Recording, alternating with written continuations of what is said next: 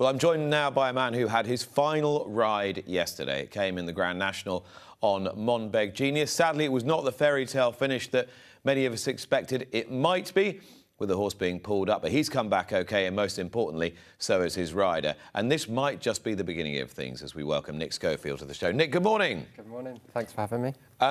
You say this has been coming for a little while. So tell me a little bit about what sparked the decision. Yeah, sort of.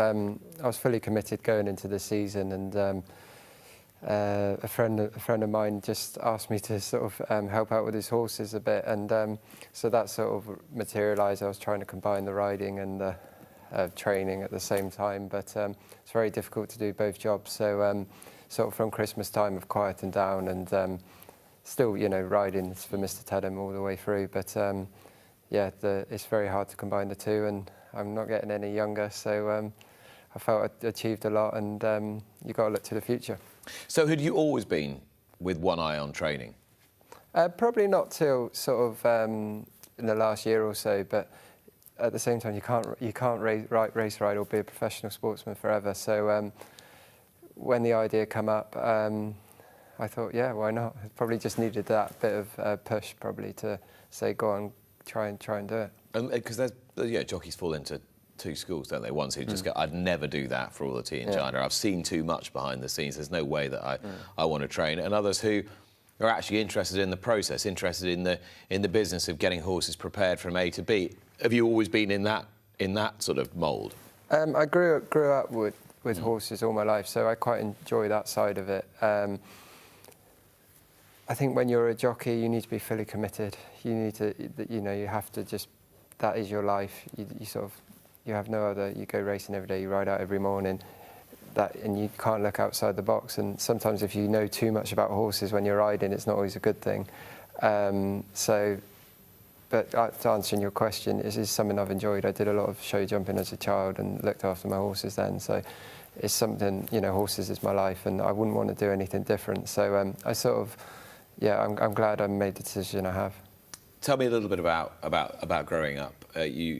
Your father was a pretty extraordinary talent in his own right. Tell me a little bit about him. Yeah, pointing, and obviously I was, you know, helping him train pointers back then. So it gave me an insight, and he got me into Paul Nichols's when I was 16. So I did a lot of showing and show jumping all the way through. So it's been you know, I've been riding for a long time, and obviously now 20 years as a professional jockey. So it's probably the right, you know, I'm probably due another change. Because I mean, you started, as you say, you started pretty young. What was it like going to Nichols's at 16? To be honest, it was probably the best time to go. You obviously had Dan Skelton as assistant, Harry Fry, people assistant. Harry Skelton was there, Christian Williams, Sam Thomas, Ruby Walsh was stable jockey. The list is ending. George Scott was there at the same time. The names, you know, how everyone's gone on since then. It was a great team, you know, Cato Star, Denman, Big Bucks, and it was you know, I was there for I think 10 years, so we're a lot to thank Paul for. Do you have a particular highlight from your time at Ditchett, or a particular happy memory?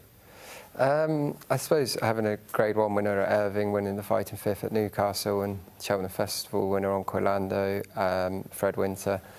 But I think I rode over 100 winners for him, and the opportunities he gives young jockeys at so young, like riding Grand Nationals when you're 17, and this, like, no other trainer could offer that. And he was never frightened to give the young jockeys a chance, and he's still the same now. And I think for any young jockeys, I would recommend to go there. What was he like as a man to work for? Give me a snapshot. Harsh but fair. You know, he set the boundaries, and you knew what to do. But he's very positive, and I think he puts that into you. You know, he's a positive. You know, he needs no introduction, Paul Nicholls. But you know, I couldn't speak highly enough for my time there.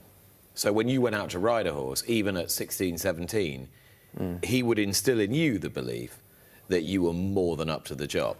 Yeah, and these horses are so well prepared, and you just go out there and you think you got Paul Nicholls, you're on favourite, you win, and you know, we were winning everything at those times, and you could be on the third or fourth string. I think I was probably on third or fourth string. Then Noel Feely's on one, Sam Twister's on won. So like I was probably on third string here, and yeah, you get a Cheltenham Festival winner. So you know, this is, you know, there was a great day. You know, obviously winning at the festival was hard, but I think it was my second festival winner, so it meant a lot. This is Quilando. Yeah. Winning in the Cathy Stewart colours for Paul Nicholls, the Fred Winter. Your first festival winner, of course, was the mighty Hunt Ball, was he not? Yeah, that was second to none, and that was a rags to riches story. A horse rose at about £90 in the handicap, and well, you were there. It needed no introduction. That was quite a crazy ride, wasn't it? Yeah. The Anthony Knott, Pat Rodford Hunt Ball ride. Just, you know, you couldn't, just everything that horse did that year just won. And never forget going out into the paddock, Anthony Knott told me, he goes, just all you have to worry about is not getting brought down. Just wing him out, turning in and send him for home. And he was carrying 12 stone this day, and I think he'd won previous 5 going into the race. But, you know, he started off the low 80s, or 70s even, I think, and I think he won this day off 140, and he stormed up the hill. So yeah, Hunt Ball. And the whole story was something, even though it was not that long ago, even though if it was 2013, it seems like a lifetime ago, really. You just can't imagine it happening now. I know, it does seem a long time ago, and but Kieran Burke, he recently retired as a jockey, and he had him quite an early stage, so it was great for him as a trainer, because, you know, he really did train that horse superbly. He was at Pat Rodford's yard. They didn't have the best facilities, and he had the horse so fit, and the horse's confidence was so high. And I think Anthony Knott, again, he instilled confidence into you, and he probably won a lot of money that day. And yeah, no, it was a fantastic day, and the day I'll never forget. I think we can remind ourselves of the owner's reaction afterwards. Oh, maybe we can't. Thought we had it. Anyway, you know what he said, and you know the rest of the story. At that point in your career, say sort of 2011, 12, 13, did you have aspirations that meant that you thought you could be right at the top of the jockeys pile? Did you ever believe that in your own head, that you could be champion jockey? Yeah, you do have those aspirations, but I was always quite heavy, so nothing below 10.7 I could probably ride. And but I think you've always got to go out with that winning attitude, and it's all about getting those opportunities. And you know, I think I did well for what I had, really. And but to be champion jockey, I think you need a big yard, and you know, got to have a bit of luck. But I was probably at a stage where I had nice jobs, but never in a champion jockey position. Did you have enough of a killer instinct, do you think? Probably. Because everyone always says you're too nice. Yeah, possibly. If I needed to be, I could probably want to be, but I'd always probably look after a horse, you know, always thinking as the horses for come first. And so, yeah, probably too nice is not a good thing, but... Well, it might serve you well as a trainer, though. I think you need to be quite positive as a trainer, so if we can install that, and that I'm a long way off it, it's probably not, you know, I'm right at the bottom again. I feel like I'm starting completely over again, but it gives you that drive, and at least I know what direction I want to go in. So what's the vague plan? Have you got a yard sorted out? Is there? Yeah, look, I'm very small at the moment. We've only got sort of 10 horses, you know, nice owners, and it's quite easy at the moment because you haven't got the pressure of running them. They go off to their trainers, and you know. But what I've enjoyed is just watching a horse progress, and you know, just giving a horse time and just seeing it come through. And you know, the buck stops at you. You can't say, "Oh, why did so and so run in that?" or "Why did they run that?" or "Why is that in training?" You know, it's your own responsibility now. So yeah, I'm looking forward to it, and hopefully it will be. Hopefully we can do well. Where are you going to be based? I'm currently near Bath, so we'll see how that goes and see if we can have more people. But you're all set to go. Everything's done. You're all set to kick off with runners. Just the way licensing it is, you can't just swap from one role to the next. It takes sort of a year to.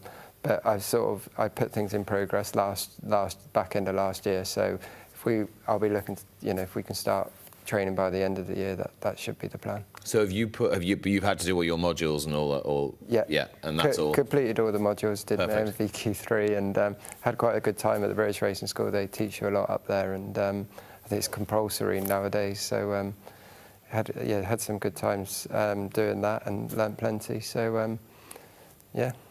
And if you were to sort of take bits from people that you've worked for, obviously we've talked about Paul Nicholls, and you're not going to find too many better inspirations in terms of someone who's going to train racehorses well, but you've been around so many stables. Do you feel like you're borrowing from all of those stables, or do you feel like you have very much your own way of doing things, your own style? You'd be silly not to try and copy the best, because that's why they're the best. But watching the Grand National yesterday, it's only one man you want to be following, isn't it? But yeah, you got to work with what you have, the gallops you have, and the horses you have, and but yeah, you try and you're obviously be silly not to copy what the best do. What do you think it is that makes somebody like Willie Mullins so good at what he does? I mean, you must be a very keen student and observer. If you want to be a good trainer, you're looking at him and thinking, right, well, what's he doing that other people aren't doing? I think he's got a massive team around him, but the bottom line is his system works, doesn't it? It has done for many years, but the team around him, if you look who's around him, even his son Patrick, he could be probably a champion trainer in his own right, and yet he's running as a professional amateur jockey. But David Casey, Ruby Walsh, you look at just, there's no reason why he's getting the best owners and able to buy the best horses. It's from the bottom, but it's remarkable what he's doing, but the only way you can look at it is try and take bits of how he's made that happen. And in terms of what you want to train, is it anything, or is it exclusively jumpers? It's probably jumpers is what I know best, but I do love flat racing. It's my hobby, watching the flat, and if I get into that, a friend of mine, Simon Hodgson, has helped out, and he's given me the bug for it a bit. But so yeah, hopefully it would definitely be something I would like to do. Yeah. And do you think you can apply essentially the same principles to both? Would you feel confident training a flat horse? Yeah, definitely. Whether I'd be rich enough to buy some of those flat horses is another matter. Hang on, you've got to be richer to buy jumpers these days. Well, yeah. But yeah, it's a long time. We're talking probably it's going to take a few years to get to that stage. But if we could do both, that'd be magic. What have you enjoyed most about being a jockey? Good question. I suppose it's the ups and downs. That you never know what's around the corner. It's like some weeks you think, oh, my rides aren't looking great this week, and then suddenly the spare comes up on Wednesday, and you ride a nice winner, and that might lead to other winners. It's always that not knowing what's going to happen, and the highs and lows. It just makes everything, doesn't it? But, yeah. What have you enjoyed the least? Not eating. The sweating, the driving. I did a lot of driving up north last year and trying to make weights, and I think my body was telling me then probably enough is enough. I think I've broke 25 bones in my body and I had 11 operations, and it does take its toll after that many years. 20 years is a long time trying to sweat and keep your, just eat chicken and, not eat what you want to eat. So I won't miss, having to make a certain weight week on week. And when you were starting, you're younger, I mean, clearly you were growing and you're quite tall, and did people say to you, you can't do this? Yeah, those times. Yeah. You always get knocked down, but it gives you that drive to... I mean, what about your family? Because obviously they knew exactly what it entailed. Yeah, I think my mum would have liked to... I think I left after my GCSEs in 16, packed my bags and gone, and I think I was meant to do my A-levels, and, I think she wanted me to be a farrier or something like that, but that didn't interest me, and I think the more people say you can't, the more you want to prove them wrong, don't you? Who did you look up to the most through your career? Who did you look at and think, not in terms of their talent, but they're playing the game the right way? I used to love watching Sam Thomas, and I've really enjoyed, watching him as a jockey and how he's gone on training. And but your Rubies, McCoys, and Old Feelies, I was sat, you know, just within a metre of them and just watching how dedicated they were and how much.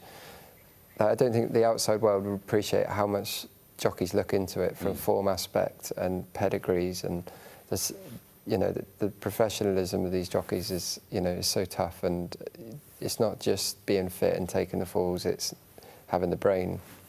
How much did the weighing room miss those senior figures when they went and all kind of went within a year or two of each other? Yeah, massively, I think. But you know, Sean Bowen's flying the flag now, and you know, he's properly committed. Like, he's come down to my yard, like, to sit on a couple of horses, and you know, for someone that busy to find time to come in. But that's what has set him apart. It's set him to that next level, isn't it? You know, he's just ultimate committed, and they'll go anywhere to ride out. As the other day, I had a horse, Gavin Sheehan, he was riding in like Ludlow in 3 hours' time. He said, yeah, I'll come and sit on it. And that's what it takes. Every hour you have free time to help someone, because it might lead for a winner down the line. Do you think it's taken a while for the next generation to step out from the shadows of what people talk about as a kind of golden generation of jump jockeys? Yeah, but I do think that the current jockeys are doing, you know, they are. Yes, we're going to miss, like, you can't match what McCoy did, and will never be matched again, and Ruby Walsh is the same, but it's, you know, I do think it's very competitive. The top 15, 20, you know, is competitive to stay in that level, I think. And in terms of people outside the weighing room that have really shaped you, who's made you what you are today? Jeez, there's a lot of people to thank. I've been very fortunate the whole way through. I've always had people supporting me, you know. My sponsors, and Martin Teddem's let me ride all his horses. Been so loyal. Tell me a little bit about that relationship, because it's an unusual one, really. An owner who has some nice horses, but not like a vast string. But you two have had a great relationship for a long, long time. Tell me about how it started. Yeah, going back probably 15 years, I was stable jockey to Andy Tennell, and Mr. Teddem was the main supporter of Tennell's yard at the time, and obviously I rode Michael Phillips, rode some good winners for him, Bible Lord, going back a long way now. But so from that's, you know, I think a long time ago, and we got that association, and he went out of racing for a little bit and come back and said, I want Nick back as my jockey, and I want John Joe O'Neill to train my horses. And I'm very grateful to John Joe to let me ride them, because obviously John Joe Jr.'s there, who's always been a massive help. And not once have they, you know, jeopardised our relationship, and they've supported me all the way. So we had a Cheltenham Festival winner for him. Yeah, Sky Pirate, of course. That was, you know, so... He took a bit of riding as well, didn't he? Yeah, he was a magic horse, really. I loved him, and he needed, like, arriving late. So, you know, it's been... We've had some great winners along the way, and his loyalty to me, that will never be forgotten. I was going to say, actually, he didn't take a bit of riding, did he? You just sit as quietly as you could for as long as you could. Yeah. No, but... It was nice that he got the festival win, because he rose up the handicap quite quickly, and you're always vulnerable when you go to the festival in a handicap once if you come on the back of 3 or 4 wins, but he managed to produce it. So. Who was the best horse you ever sat on? Ever sat on? Yeah. I think I got Big Bucks beat one day in a chase in a handicap. He was a pretty good horse. So. And would you ride him at home a fair bit? No, I think they claimed off him the day I rode him. I did school him in that pause, but I think it was in a novice handicap chase, was it? And he finished 5th, but I think I missed everyone on the way around and flying up the hill. And well, the rest, he went back over hurdles, and the rest was history. But probably the best horse I'd won on it was Irvine. When he was sound and going, there was no faster horse in a horse race. Really? Yeah, he was fast. So he would have given you a better feel than Melodic Rendezvous? Yeah, Melodic Rendezvous was tough and well-trained, but in muddy conditions. So he was like a tractor on soft ground, but Irvine had just had that. We used to call him Concord. Nothing could work with him. He'd be gone. And that's some feeling when you sit on a horse like that. Nick, for the moment, thank you very much. Thank you. Nick Scholfield, who is retiring from the saddle, but is about to embark on an exciting new career as a trainer. Right back after this. So Nick Schofield's just had his moment in the sun to reflect on his glorious career, to announce his retirement from the saddle. And along comes Alan Johns and says he wants to make an announcement. Morning, Alan. Hi, Nick. Yeah, to be honest, if I knew Scholfield was going to do it today, I probably would have done it last week and got all the shine myself, really. So there we have it. Unreal, isn't it, Nick? I was quite shocked. I thought he was doing well. Yeah, well, there you go. He says he's quite shocked. He thought you were doing well. What do you say to that? Yeah, I've just not been riding. Probably two reasons joined for my decision to retire, and it's partially just not riding enough horses and enough winners really, and then I've been working on a bit like Nick, hopefully a second career in the background and in media hopefully, and I was just quite excited by the opportunity and wanted to grasp it while I had the opportunity really. Tell me a little bit about how you reflect on life in the saddle. I know you're doing really well with the media stuff now, but you look back on years of riding. It's been an unusual career, hasn't it? Because you kind of started later than some. Yes, I was much later. Didn't turn professional till I was 24, and it wasn't till I was about 26 that I really got going. Had a few good seasons in the middle then, and it's waned a little bit the last few years. So there's a few ways of looking at it, I suppose. I think first and foremost, I'm proud and pleased that I ever got my career off the ground and turned professional, rode winners, rode out my claim, became established, got known and hopefully respected within the weighing room. And it's a tough old job. Like most people have tough jobs, but it's a tough old way to make a living. And yeah, enjoy the process anyway. Nick and I, you've probably been listening, have been talking a little bit about some of the influences that shaped him and his time in the weighing room. Who's helped you out along the way? I think, well, my parents have always been my biggest supporters, sort of away from, sort of direct influence in the saddle, but they've always probably been more enthusiastic about my career than I have. And then the person that probably allowed me to ever have any success at all was Tim Vaughan. I think without him, my career would never have even got off the ground. So he's been a huge influence on me, getting me going as a jockey, and I think developing my personality a lot probably in the last few years, and getting out there and having a sort of enthusiastic, positive attitude towards life, and it's probably led me to open up the opportunities I have with the social media and media stuff I've been doing has come off the back of that.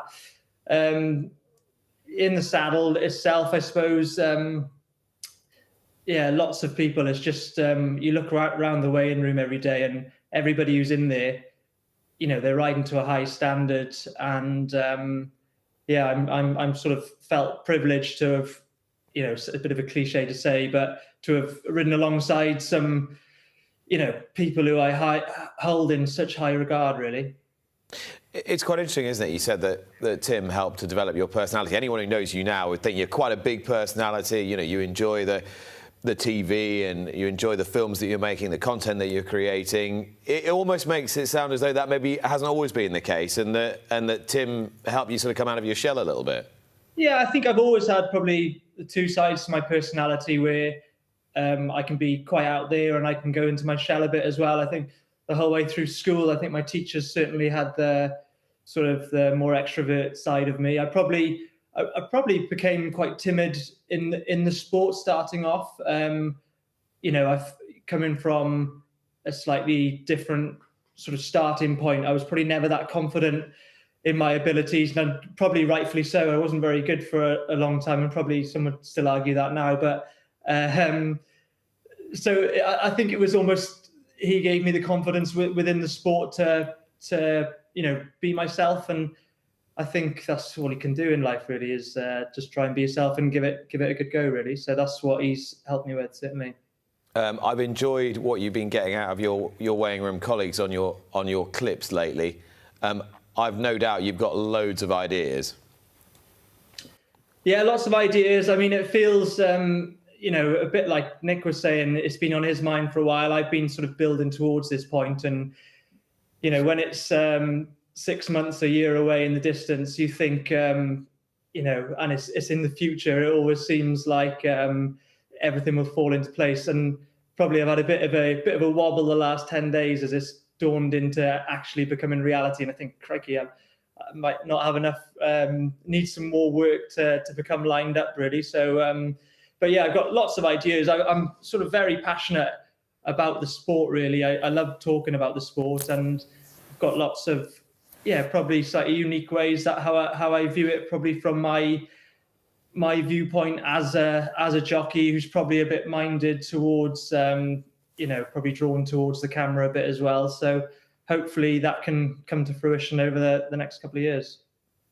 And what are you most optimistic about? What do you think are the biggest areas of scope for the sport? That's a big question. I don't know, really. I think, like being in the game, I think it's a great leveler. I think it's a great big community where everybody knows how hard it is for everybody else. And so there's that level of respect throughout the sport that I think we all have for each other. I think racing more broadly, like always, has a great opportunity to as sort of media evolves, social media evolves, television, all things evolve over time. Racing has a great opportunity. I think it's in the process of doing it, of making our sport probably more transparent and accessible than any other sport. I mean, if you look at footballers, they're on a pedestal where they don't really want to put themselves out there too much and sort of be out on social media to be torn down. And although that's something that happens to jockeys, I think you can see, especially over the last couple of years, we're continuing to put ourselves out there. And I think that insight, everybody, within media, that they love grasping onto that word, it's insight that people want. And I think racing can provide that better than any other sport, and hopefully we'll keep pushing to do that. And I'm very impressed with the collection of... Sorry, Carl Llewellyn's just doing his decks in the studio. You're just... apologies for that. You're right there, Carl. It's on silent. It's one of those ones where if somebody really wants to get hold of you, they ring enough times and then eventually the silent thing goes off. Yeah. Yeah. Everything okay? Yes. No dramas? We're all good. Sorry about that. I was going to say, I always like it when somebody sits in front of a decent array of photographs on a Zoom call. I've been particularly drawn to the one of you lifting your wife through the field of sunflowers. Yeah, well, I've actually... At least I hope it's your wife. Yeah, it is. Yeah, not a paid actor, no. I deliberately actually put my head where it is now, so you can't see the one that I find slightly more embarrassing of that, which is me giving my speech and giving it large in the background. So I've actually deliberately put my head there. I hadn't even thought about the sunflower one. Hang on, you're dancing just over your right ear there. You're definitely dancing, I think. Yeah. No, that's for the singing waiters and the old tea towels above the head. So no, it's good fun. I hope, talking about these photos has maybe re-engaged Carl a little bit. Let us know if we lost you altogether, Carl, or if you want us to wrap things up here. He's doing Wales proud, Carl. He is, yeah. He's a good talker. He'll do well in the media. He's a great talker. He's very entertaining. He's just got a good personality for it. Yeah. Well, you can let us be the judge of that. Yeah, I think yes, he was a good rider. Tim would have kept progressing like he was a few years ago. I think when Richard retired, he'd have done very well. I think he was a good enough rider to have made a real good living at it. Well, there's the one for the headstone, Alan. Anyway, he was a good enough rider to have made it. I'll take that. I think that was what you call a backhanded compliment, was it? You've always been a good sport, and I know you've got so much to offer the sport. I don't know what to say about you stealing Nick Schofield's thunder, but... Yeah, well, I don't know. I feel like it's thunder's halved, isn't it? So we'll have to coordinate things a bit better next time, Nick. All right. Thanks so much, Alan. Look forward to working together soon, no doubt.